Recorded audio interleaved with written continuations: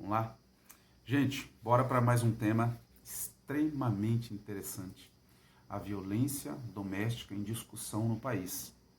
Um tema que, nesses tempos de pandemia que nós vivemos, ele salta aos olhos, dado que os últimos números do Fórum Brasil de Segurança Pública apontam a necessidade da gente discutir quais as motivações, não é? Há uma tese boa aí, não é?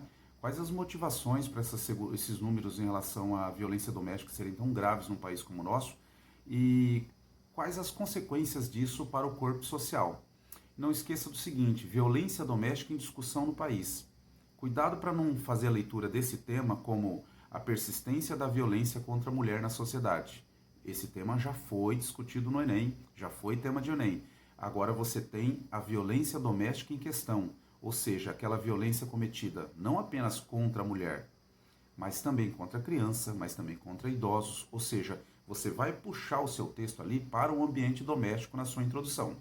E, por último, não esqueça lá na sua introdução de fazer uma referência.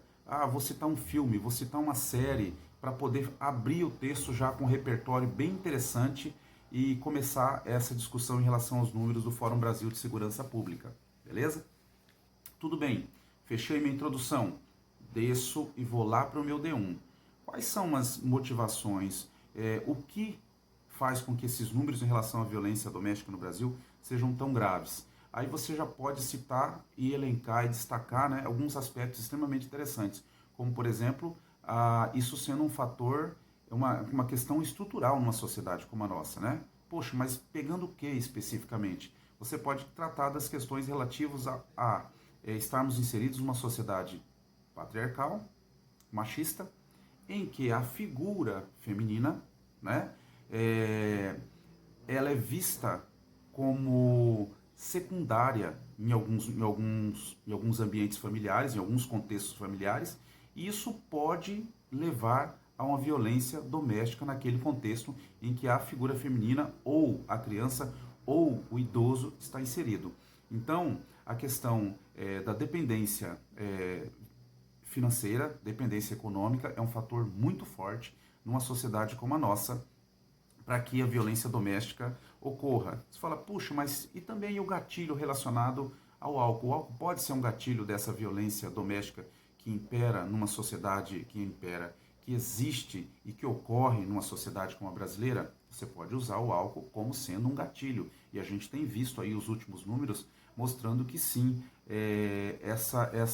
o fato de esse isolamento social ter feito as pessoas ficarem restritas ao ambiente familiar, isso tem levado à possibilidade, o aumento do número do consumo de bebida alcoólica, e isso tem levado à violência física contra mulheres, contra crianças e contra idosos no ambiente doméstico. Isso é um fato na sociedade como a nossa.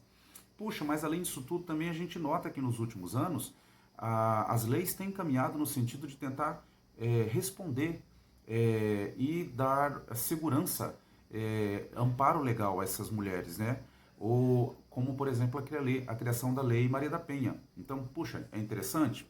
É interessante. Poxa, houve também houve o Estatuto da Criança e Adolescente, o Estatuto do Idoso, enfim, as leis têm sido criadas nesse sentido de amparar e tentar minimizar essa questão da violência que ocorre no ambiente doméstico. Tranquilo? Então, você tem aí uma série de fatores que você pode colocar no seu D1 como causas, como motivações dessa violência doméstica que ocorre num país como o nosso. Desce um pouquinho e você vai lá para as consequências. Vamos para o D2, para o desenvolvimento 2. Puxa, mas D2 eu poderia trabalhar com o quê? Você poderia trabalhar, por exemplo, com esses transtornos gerados, né? Que transtornos? Por exemplo, a violência física, transtornos físicos cometidos no ambiente doméstico.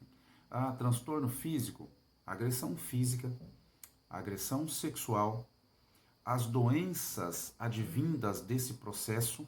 Ué, que doenças? HIV, né? O número de aborto por conta de violência ocorrida no ambiente doméstico. Que consequência mais também? O álcool, né? o alcoolismo, então seriam consequências do ponto de vista físico. Poxa, mas as consequências em relação à violência doméstica não são apenas físicas, elas também são de caráter psíquico. Poxa, mas o que? Voltado aqui, transtorno emocional, por exemplo, a depressão. Também vale destacar essa questão de como a violência doméstica ela acarreta esse tipo de problema com as pessoas que estão ali inseridas no ambiente familiar. O que mais que seria interessante a gente fazer uma observação? Muito importante também como existe um processo de objetificação da figura feminina, né? Nesses casos, nesses dados alarmantes de violência, de abuso físico e psíquico cometido contra mulheres num país como o nosso, contra crianças também, tá? Para não ficar especificamente na questão relacionada às mulheres, tá? E aí eu posso, Sandro, quem eu poderia citar também para mostrar como essa violência ela é inaceitável? O Sartre fala que a violência, seja como ela se manifesta, a violência sempre vai ser uma derrota. O Sartre diz que a violência, seja a maneira como ela se manifesta, ela é sempre uma derrota. É uma ideia muito interessante para a gente colocar no nosso D2. Fechamos introdução, fechamos D1, fechamos D2 e vamos lá para a proposta de intervenção. O que a gente poderia fazer como proposta de intervenção num tema focado especificamente na violência doméstica? Nós poderíamos puxar governo. Poxa, mas o que em relação ao governo? Olha aí a necessidade da informação numa sociedade como a nossa em relação aos direitos que as pessoas têm ou aqueles que sofrem a violência doméstica têm, mas sim, que tipo de ação poderia ser feito por conta do governo? Então, governo, a necessidade da informação, olha as campanhas de informação em relação a esses grupos, mas visando o que especificamente? A denúncia. Olha, desde o 190, até o 180, o número específico para a questão da violência nesses tempos. E além disso tudo, vale destacar a questão das formas alternativas, dos mecanismos alternativos de proteção que têm sido criados nos últimos anos pelo Ministério Público, né? A gente tem aí várias campanhas, aquela da mãozinha com um X, né?